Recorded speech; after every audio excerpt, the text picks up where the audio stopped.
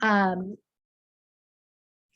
And after a while, I decided to go back to school to get a PhD. And ever since then, my research has focused on the needs of college students, and with a particular emphasis on bringing DBT to college students. So also, before we get started today, I want to give you an overview of the topics that I will discuss. So first, we will begin by talking a little bit about why what might we consider offering DBT as a clinical service on a university campus. Next, I'll give an overview of the models that are available, and I will discuss some very important points to consider when you are implementing your program. And I'll also briefly touch on a trend, which is using DBT skills as psychoeducation for prevention rather than as a clinical treatment. And then I will end with a few resources that might be helpful to you if you're interested in this area. And again, reminding you about the next training event that I'll be offering in partnership with DBT Latino America. Okay. So when you think about offering DBT in a university counseling center, you might think that DBT is a very sophisticated or complex treatment, and this is really not a treatment that belongs in a university counseling setting. And the reason I think for this is because very often our university counseling centers only provide brief treatment. So there's kind of a mismatch between what you need to do when you do DBT and what the university counseling center does. However, I think that if we look at the prevalence of mental health problems in college students, it becomes clear that making sure that high quality evidence-based treatment is available is very important. So before the pandemic, the World Mental Health Consortium, which is a large global epidemiological research group, and they do mental health surveys all over the world with adults, but also specifically with college students. So the World Mental Health Consortium published a study that found that globally, 1/3 of first-year college students were screening positive for at least one major DSM diagnosis. And in the US, it is very common that the college counseling center will have a long waiting list because the student demand for services is far beyond what the counseling center can provide. And then in addition to this, even if your university does adopt a policy that the counseling center can only offer brief treatment, a problem that many clinicians will run into is that you may have a student who needs a treatment that just isn't available in your local area. And then what do? So where do you send this young person for help if the help isn't available, or they can't access it because they don't have the right insurance or they can't afford the treatment? And so we've been dealing with these problems for years and years. And then, as I'm sure we're all aware, the COVID-19 pandemic has just made things worse. So there are some surveys with US college students where students are reporting that their mental health is worse and that it's now even harder than it was before to access mental health care. So what does all of this have to do with DBT? Well, from my perspective, DBT is a fantastic choice for college counseling centers because it's a transdiagnostic treatment. So if you think about DBT as a treatment for borderline personality disorder, it probably doesn't make sense to offer it in a university counseling center. But if you think about DBT as a treatment for people who are suicidal, self-injuring, or more broadly struggling with issues related to dysregulation, then DBT is absolutely a treatment that can help many students. So I want to acknowledge that my experience in this area is limited to my work in the United States. And so with that in mind, I want to just briefly talk about what university counseling centers look like in the United States to help give some context for what we will be discussing next. So university counseling centers used to be a place where students could go for things like career counseling, developmental issues, adjustment disorders.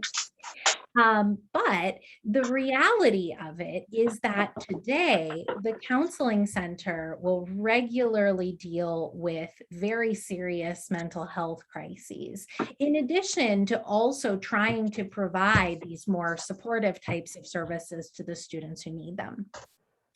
The vast majority of universities in the US offer some type of mental health service on campus, although how much is offered varies very widely.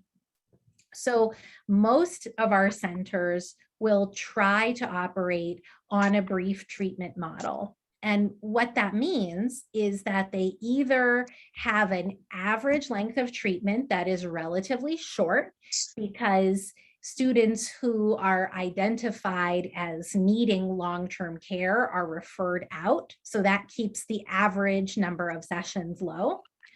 Or they may have a session limit, and they may say each student can have 6 sessions per year, 8 sessions per year, or something like that. So that's another way of reining it in, how much services they can offer. Other centers may have limits only on certain services. So they might say you can only have 6 individual sessions per year, but you can come to as many group sessions as you would like to.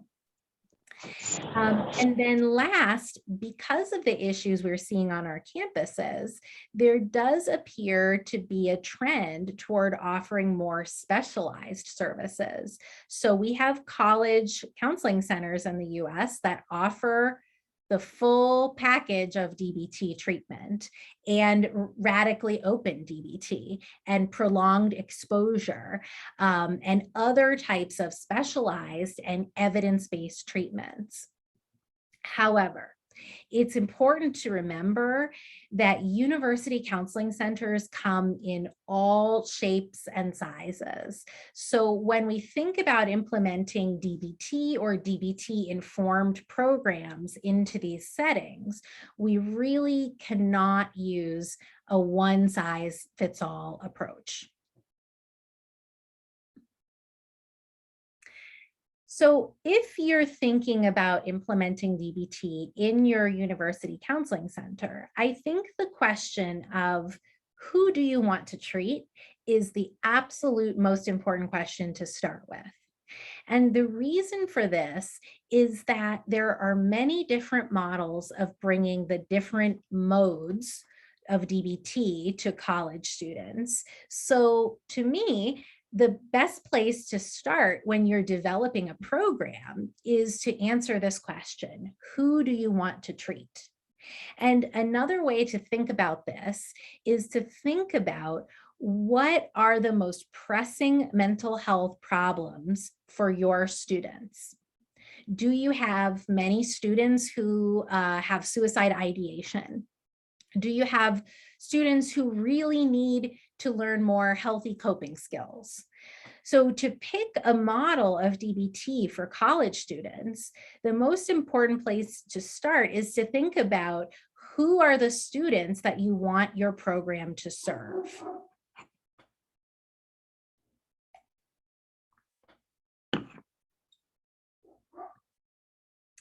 So there are 4 models of offering DBT or DBT-informed treatment in a university counseling center.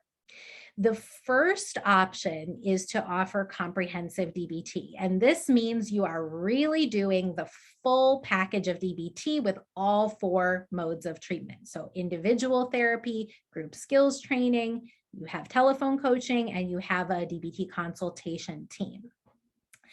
And just like anywhere else, comprehensive DBT at universities is something that really is reserved for students who have complex and severe clinical presentations, including suicidality, self-injury, and borderline personality disorder. And as I'm sure you know, comprehensive DBT, it is a time and resource intensive treatment. So it really is most appropriate to reserve these types of programs only for the students who really need this level of care. So if a student can be treated appropriately with a lower level of care, then you should do that. And when you're doing DBT in a university context, comprehensive DBT that is, the principles of DBT really don't change at all. Your goal should be to deliver the treatment with the best fidelity possible. That being said, there are going to be some adaptations that you will probably need to make in the structure of the treatment. So for example, your treatment contract may be determined by the length of the term on your campus, because students will go home when school is not in session. And there are several things like this to consider, which we don't have time to talk about today, but I will discuss in great detail in the next training. But one overarching guideline I want to share is that the focus should be on making your adaptations as strategically as you possibly can. So don't change the treatment just because you want to. Don't add things to the treatment because you like them, and don't take things out of the treatment because you don't like them or they're harder to do. Make the adaptations only changes that are absolutely necessary to deliver your program, because otherwise you're just changing an evidence-based practice. And when you start making changes to an evidence-based practice, then you get into a situation where you may or may not get the outcomes that you're trying to get from that treatment. The second model of treatment is called DBT Light. And DBT Light is thought of as sort of an adapted comprehensive program. It will meet some, but not all of the functions of DBT treatment. So when we think about what are the functions of DBT, increasing the client's motivation to change, increasing capabilities, supporting generalization of skills to the natural environment, structuring the environment to reinforce progress, and increasing therapists' motivation, right? So these programs will meet some, but not all of these functions. And DBT Light also serves students with serious mental health problems, but they do so in ways that are adapted to what the University Counseling Center can provide. So instead of having a primary focus on offering the full DBT package, comprehensive DBT, there is a focus on doing what works, right? So doing what you can within the University Counseling Center's scope of services. So for example, a program may offer group skills training. They might say, we will offer coaching, but we will only do it during working hours. And they might have a DBT team, but they cannot offer DBT individual therapy. This is just one example. And so these are programs that may broaden the criteria for admission to the program in certain ways. These are also programs that may exclude students whose needs are beyond what can be managed by the program. Another alternative to excluding students. So for example, students who have chronic and acute suicidality, or other sort of more severe needs that are beyond what the counseling center can manage, the program may require a contract. So they might say, okay, we need a contract with your individual therapist, and this therapist in the community or wherever must agree to assume the responsibility for managing the suicide crises.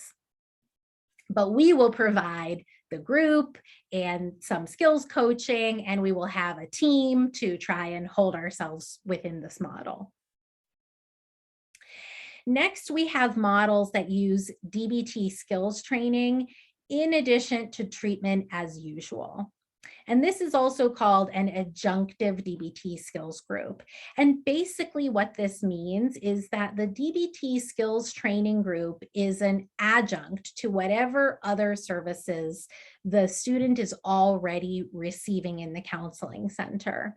So the student maybe has an individual therapist, they may be receiving medication management either through health services on campus or through an off-campus provider, or any other services that are available. And typically, this is one of the most common ways that I see these programs start. So they add in the DBT skills training group as an option, knowing that students may be receiving other supports as well. And so this is a nice starting place because it's more manageable to do DBT skills training than it is to offer the whole model. So this is actually how my program, my very first program started. And then we built our program up over time into a comprehensive program. So typically, students who are acutely suicidal are not going to be appropriate for this type of program. But the program may accept students who have suicide ideation, self-injury, and certainly any skills deficits that are targeted by DBT skills training. And last, we have DBT skills training only. And that is exactly what it sounds like. So this is a program that is only appropriate for students who are considered to be clinically stable.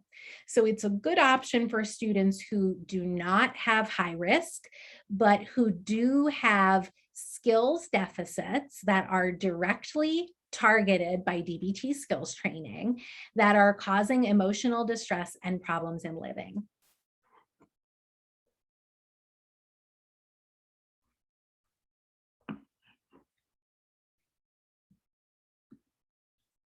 So in addition to the 4 models that I just shared with you, another option to consider is developing a program in partnership with a provider, a clinic, or a hospital in your local community. And this type of program can be a good option when you need a service for your students, but the university truly does not have the resources to offer the service that the students really need. And so in some cases, you can partner with a clinic or a hospital to develop a specialized service that the university will refer the students to. So for example, on my campus at the University of Pittsburgh, we have the Western Psychiatric Institute. And this is a large psychiatric hospital that is associated with the University of Pittsburgh School of Medicine and the Department of Psychiatry. And for many years, this hospital has been a leader in providing mental health treatment for teenagers at risk of suicide. And so there is this wonderful program. It's called the STAR Clinic, and STAR stands for Services for Teens at Risk. And so as the number of college students in our area who needed these services increased, they developed a program called CoStar. So College STAR program, essentially. So it is a college intensive outpatient program. It's developed specifically for college students in our area. And our university counseling center can refer students to that program. And these types of programs are wonderful because sometimes the hospital or the clinic just has more resources to start something like a DBT program. So hospitals and outpatient clinics may have a better infrastructure for getting these programs up and running, for managing the risk associated with these types of patients, in terms of the number of clinicians that are available, the ability to bill to insurance, and those kinds of things. So this is an option that allows the students to get the treatment they need and for the university counseling center to maintain its current limits. And an additional benefit that I hope we will see for these types of programs is that they can serve students from many different universities, and particularly through the use of telemedicine, which is increasing because of COVID. Hopefully, these are programs that can also support students in more rural areas where fewer treatment options exist in the local community. And a final option I want to highlight for you is the option of building DBT into your clinical training program. So at your university, you may have a master's program or doctoral level clinical program in counseling or psychology, and you may have many students who want to learn evidence-based treatments and they need a clinical internship. And it would be wonderful if part of the clinical training program was to teach students to provide treatments like DBT. And so there are training programs that begin with a class on DBT, where students who complete the classes then begin to offer the treatment to people who come to that training clinic for services. So usually these programs have a clinic that is separate from the university counseling center. And so they will charge for services because they don't receive funding through as a student health service, but it is a much lower cost than what you would find elsewhere. And you have this added benefit of training clinicians in DBT, and then they go out into your community. And so you're building community capacity as well.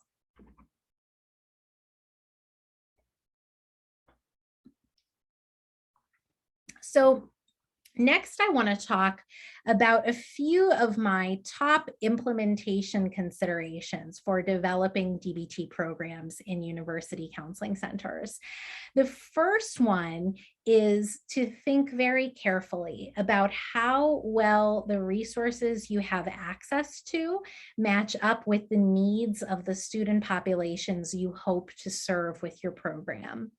So, for example, if your clinic can offer group skills training and only a few individual sessions per year, this does not match up well with the resources that are needed to treat chronically suicidal students.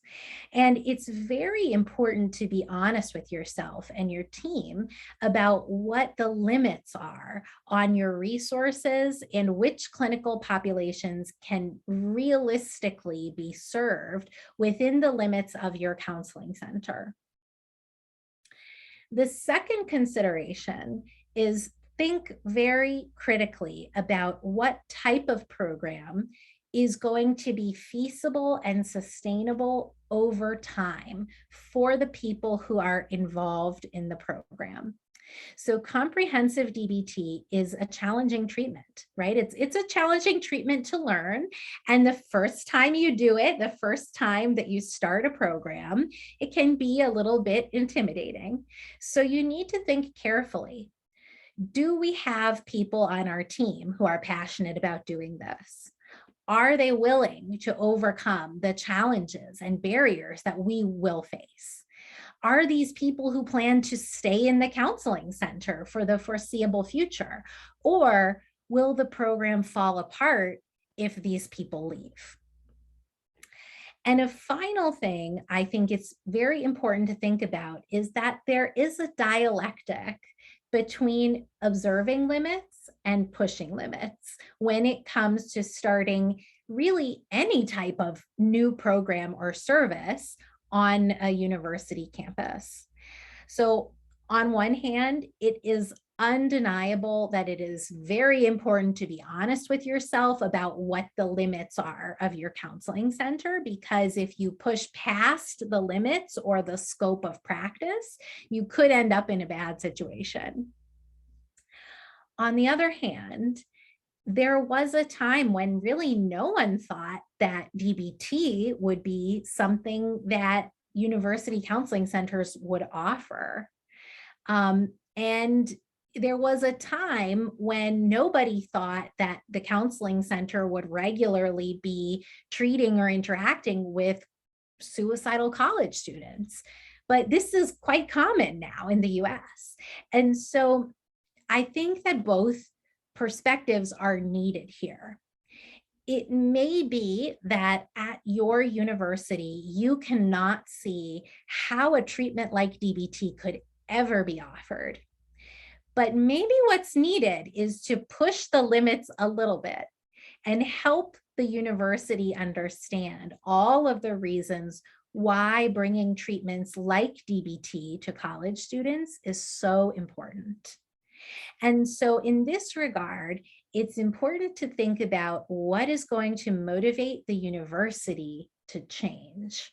So what are the outcomes that will motivate university leaders to broaden the limits to allow for some type of DBT or DBT informed treatment to occur on campus?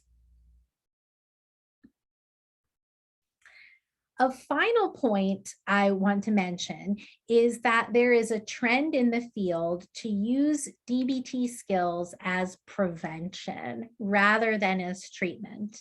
And I think this makes very good sense because DBT skills, so not the full package of DBT treatment, but just the skills themselves, are wonderful, right?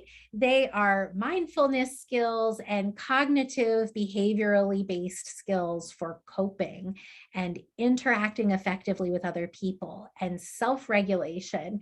And anyone who has practiced DBT and learned the skills knows that these are skills that many people can benefit from. And so Jim Mazza, who is a school psychologist and professor at the University of Washington, along with his wife, Liz Dexter Mazza, who was trained by Marsha Linehan, have pioneered the use of DBT skills in schools as psychoeducation. So they've written a book which is a manualized socio-emotional skills program for middle and high school students that teaches DBT skills. The lessons are designed to be taught by teachers in schools. So not a psychologist, not a social worker, not a school counselor. They are designed to be taught by teachers. And so in this model, the skills are often delivered as part of a health class or a similar type of class. And Jim realized that the work he was doing in middle and high schools could also be applied to college students. And he designed a college class for undergraduate students called Wellness and Resilience for College and Beyond. And this class teaches skills from DBT, ACT, and positive psychology. And when Jim started his class at the University of Washington, he had about 60 students at first. And now his team is offering this class to 450 students per term. It's extremely popular. I also teach this class at the University of Pittsburgh. We are growing. I had 100 students in the spring, and I will have 150 this coming fall.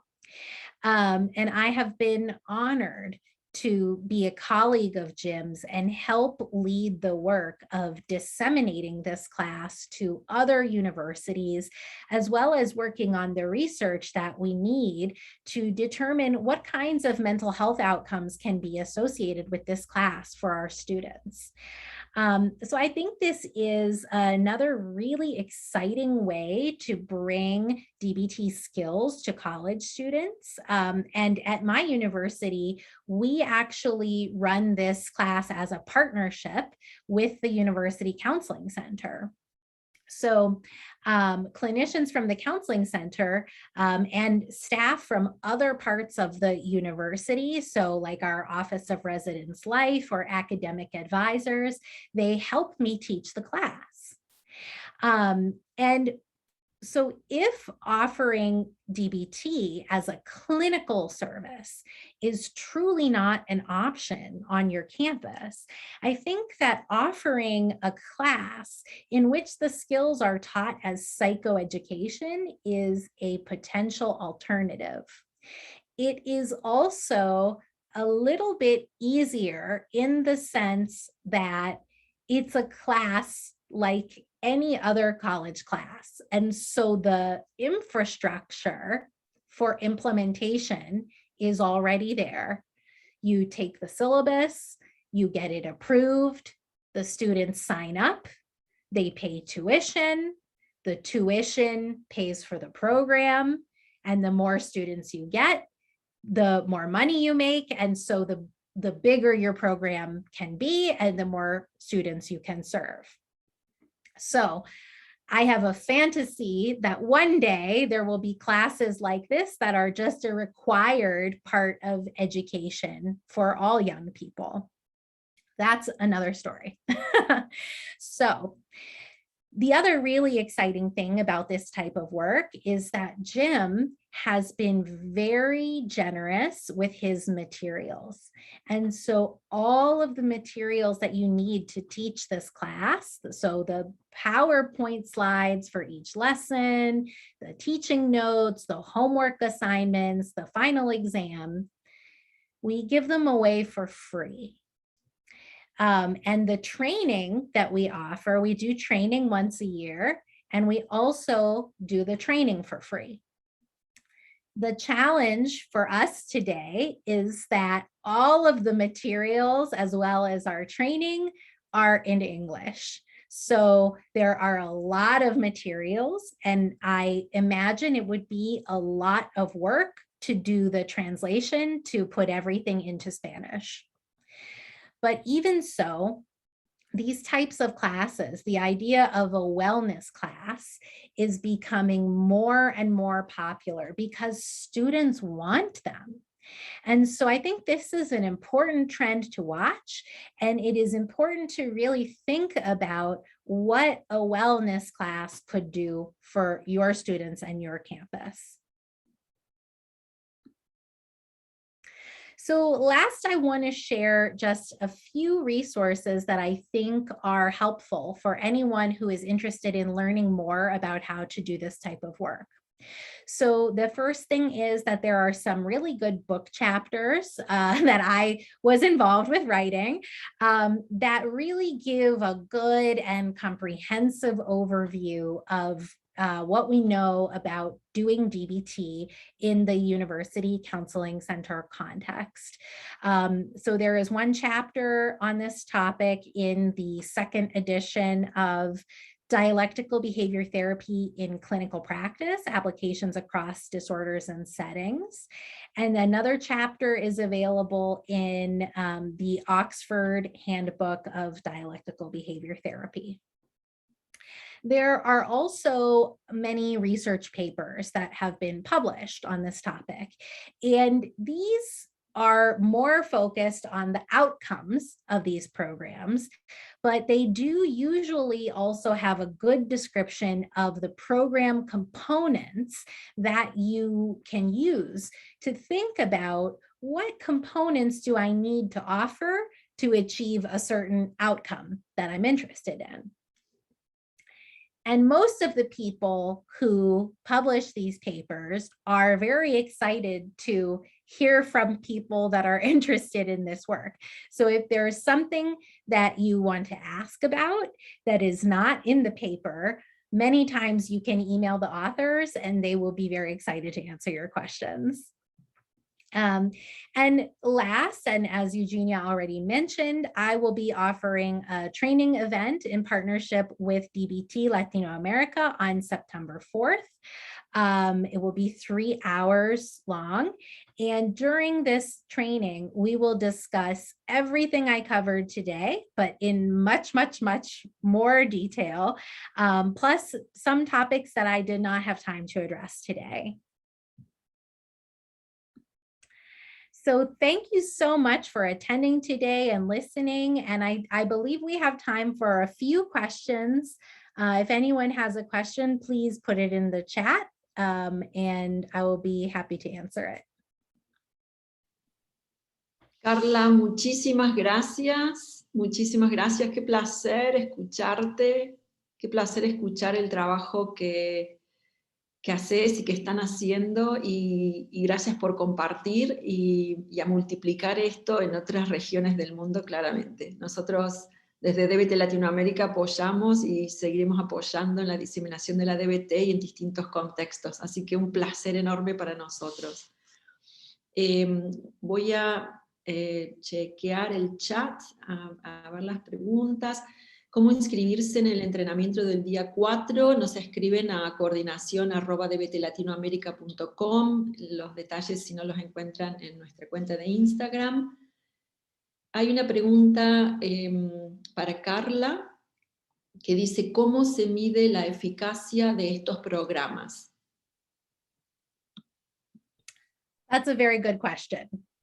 So, the measurement of the effectiveness of the program is a direct reflection of what the outcomes of the program should be. So if your goal is to provide a program that treats suicidal students, then you should be doing clinical assessments and tracking suicide ideation, number of suicide attempts. You may wish to track reductions in non-suicidal self-injurious behavior. Whereas if you are interested more in a program that is focused on teaching students healthy coping skills, then you might want to use a measure called the DBT Ways of Coping checklist, which is it's a free instrument and it measures use of DBT skills. It also measures use of dysfunctional coping skills. So what you want to see in that type of a program is that you want to see an increase in use of healthy coping skills, use of DBT skills, but you also want to see a decrease in use of dysfunctional coping skills. So there are a lot of free assessment tools that are available, and there are many different ways to measure the effectiveness. But one thing I do think is important is that anytime you are doing an adapted program, there should be a formal plan for how we are going to evaluate our program. How will we know that the program is doing what we want it to do? Gracias, Carla. Una última pregunta. Dice Ruth, ¿cuál sería la diferencia entre observar los límites y estirar los límites? That's another good question. And this is an idea that I actually I just started thinking about this dialectic. So when I was preparing to give this presentation, one of the things I did is I spoke with somebody in Spain and I spoke with somebody in South America to learn about what are the limits in universities in these regions, to make sure that I was going to share things with you that would be useful to you. And so that is when I realized that the limits for some of you in your universities might be very different than the limits of my university counseling center, which has a DBT program. And so I think it's a balance, right? So respecting the limits or observing the limits it means that you are aware of what is the scope of services that the center can provide, what are the resources that are available, so the number of clinicians, the ability to do individual sessions, how many students can be seen at a time.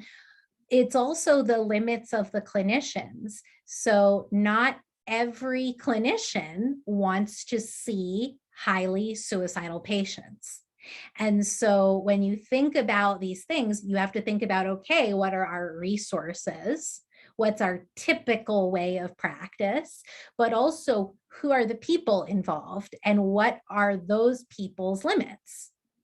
Because if you push people past their limits, your program will not go well. I speak from experience. And so that's observing limits, is being aware of those things and being attentive and respectful of those things. And then you have pushing limits, which is the idea of sort of saying, just because this is the way we've always done it, doesn't mean that this is the way we need to do it forever, right? So what is happening with mental health of our young people is changing. The students who go to college and who they are and where they come from and the experiences that they bring with them to college is changing from who went to college 50 years ago. And so as the population changes, the university must change too, to meet the needs of the population. And so it's a balance. You can't only push the limits.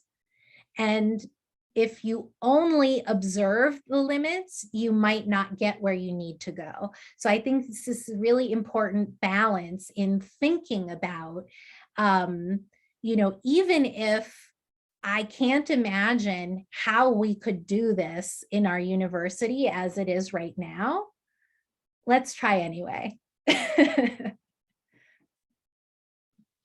Carla, muchísimas gracias. Ha sido un placer enorme contar con tu presencia. Hay una última preguntita, no sé si es dónde se encuentran esta información gratis sin costo que mencionaste, o si es algo donde se puede encontrar. So most for the scales that I mentioned for like a measurement and evaluation, you can basically just do a Google search and you'll find a PDF online. And so if you search DBT ways of coping checklist, it is available online. The papers, so you can usually find the psychometric papers, which detail how these scales were developed through your university library system as an electronic journal. But again, if somehow your university library doesn't have that journal, you can always email the author of the paper and they would probably be delighted to send you a copy of the paper. Regarding the free materials that I referenced for our class on DBT, we make these, they're not posted online. We make them available to the people who participate in our training events. And so usually people sign up to train with us. And then at the point that they sign up for the training, we give them a link, which gives them access to a Dropbox with all of the materials. But again, it's all in English right now. So I think that is a larger project as far as getting everything translated, but certainly one that I will be very happy to do if anyone wants to. Fantástico, bueno, muchísimas gracias, no te detenemos más. Quiero agradecer a todos, y hay un ruido ahora aquí donde estoy, así que voy a ser breve, agradecer absolutamente a todos los que participaron, las personas que están conectadas en Facebook también. Volver a invitarlos el día 4 de septiembre a unirse y seguir escuchando a Carla, seguir haciendo preguntas, y como salió el tema, también darles una pequeña anticipación de que desde DBT Latinoamérica estamos trabajando con Dexter Massa para poder ofrecer el entrenamiento de escuelas y comenzar con ese en español, así que estén todos muy atentos, que en breve esperamos ya estar pudiendo compartir fechas y compartir otras noticias que, bueno, se están terminando de cocinar, como decimos nosotros. Así que estén atentos, que mucho más va a estar listo para compartir referente a este tema. Comenzamos con escuelas y seguramente seguiremos con la universidad, así que los esperamos el día 4. Un millón de gracias por estar acá. Carla, un placer gigante. Un abrazo enorme y nos vemos el día 4. Gracias a todos.